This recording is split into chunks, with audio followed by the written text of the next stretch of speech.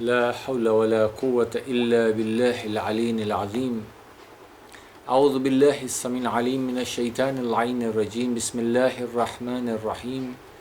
الحمد لله رب العالمين. الحمد لله كما هو أهله، والصلاة والسلام على أشرف الأنبياء والمرسلين وخاتم النبيين مولانا أبي القاسم محمد. اللهم صل على محمد وعلى محمد.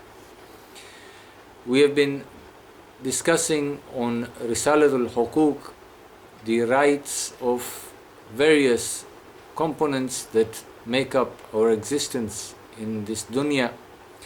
And we began by the right of Allah SWT as the supreme right, and thereafter we've been looking at the rights of ourselves, on ourselves, and together with this we've been looking at the rights of the various components that make us into what we are, especially the 5 perceptive senses. We talked about the eyes, the ears, the tongue.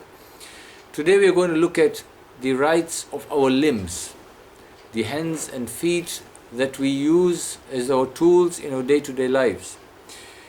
The fourth Holy Imam says that the rights of your legs, what you walk with, is that you will walk with them towards, you will not walk with them towards what is unlawful to you, and you should not direct them in a way that will lead the person they carry to being debased, to be made to fall into shame. Your legs will carry you in the direction of the religion, and they will help you to go ahead, and there is no power but with Allah subhanahu wa ta'ala. What the fourth Holy Imam is saying is contemplate, think, be wise in your choices as to where you let your legs take you. We all know that the legs don't work on their own. It is we that make an intention to walk towards a particular place or direction. So Imam is saying, make sure that you do not use your legs to go to such places where, because of being in those places, you could be humiliated, put down, looked down upon.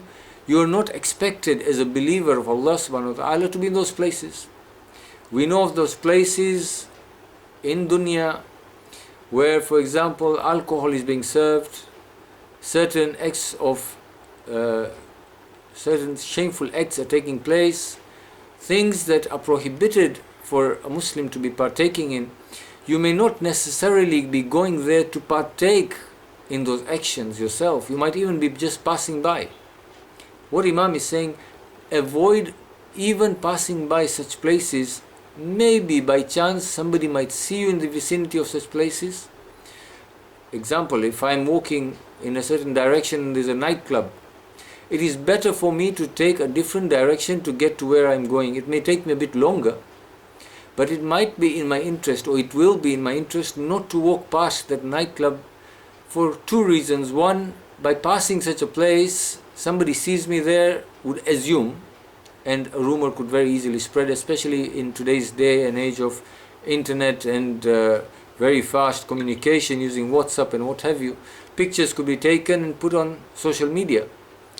Or I could also be tempted, maybe even just to stop and see. Shaitan is always working against me. And in that seeing and in that stopping, I may be swayed towards a haram act that I should not be doing. So the Imam says, be careful, be mindful where your legs take you. Don't go to such places where people have gathered maybe just to rumor monger and to look for faults in others, for example. Don't let your legs take you to a place where you're probably trying to find out what your neighbor is doing, for example. There are people who have balconies, for example, from where they can see everything that the neighbors are doing. By the way, it is haram in Islam to be a peeping Tom, to look into the houses of people so that you can know their secrets and what have you. It is not permitted in Islam. So prevent your legs from taking you to such places. Then the Imam says the right of your hand is that you stretch it not towards that which is unlawful to you. Should you do so, you will be chastised by Allah subhanahu wa ta'ala in the future, and you are not secure from the blameful tongue of the people now. Do not prevent your hands from performing what Allah has made obligatory for them, You should honor your hands in such a way as to prevent them from engaging in many of the deeds that are not allowed for them. You should let them engage in many deeds that are not harmful for them. If they are now used by the intellect and with honor, then they are bound to receive a good reward in the future. We all know that our book of deeds is going to be placed in our hands, either the right hand or the left hand. Imam is telling us, be very mindful of how you use your hands. Now perhaps in the days gone by, it may have been difficult to understand this, but today with social media as it is, what do you use to click on the channels that you are observing on a day-to-day basis? Be it on social media, be it when it comes to the television channels, we are using our hands. The use of hands is also used towards harming others. I may extend my hand to hit somebody, for example, physically. I may extend my hand to sign on a document that is going to defame somebody. I may use my hands to hit the send button on my WhatsApp group where I'm going to critique somebody, hurt somebody, harm somebody's feelings. I may spoil somebody's reputation on social media by using my hands. It is very easy in this day and age to misuse our hands in those acts that are prohibited for us. What acts take us towards godliness? You can use the same hands to use search engines, use the internet, use the social media to go into those sites and those groups where you will gain meaningful knowledge.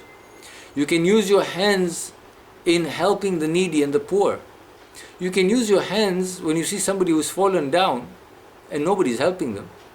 You could use your hands to actually do some good with them. This is what the Imam is saying. Make use of these tools, the hands and the legs, in a manner by which it raises your station not only in dunya, but certainly in the eyes of Allah SWT. Do not abuse these arms and legs. Don't abuse these tools that Allah has given you by misusing them in a direction that is going to take you towards the fire of hell, or rather away from Allah SWT mercy and rahmah. So inshallah, we try in this holy month of Ramadan to identify those actions that we do on a day-to-day basis with our hands and legs that are prohibited, and try and stop them, or rather we enforce that we stop them, and we identify those actions that we could do that would benefit us in the eyes of Allah subhanahu wa ta'ala, and which will elevate us insha'Allah as we go towards the day of Qiyamah. Wa akhirun dawana anil hamdulillahi rabbil alameen.